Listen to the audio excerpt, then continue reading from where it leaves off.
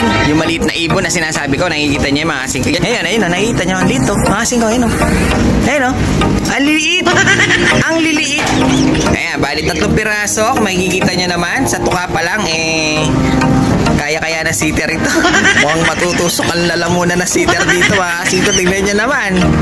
Sa size nito, alis uutog na siya dito sa kulungan natin.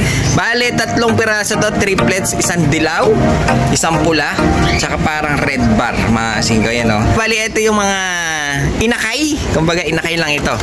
Dahil nga, yung mga inakay, malalaki na, malaki. Tingnan, buwagang ang ilong, mga singgo, lalaki ng ilong.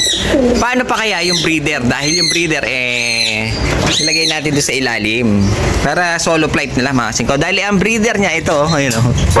Ayan o, mga singko, lalaki na, broccoli. Yung ilong niya, ito yung kak. Ayan, barakuda, mga singko, blue bar. Pwede pangarera, ayun o. Ganda ng ilong, borga.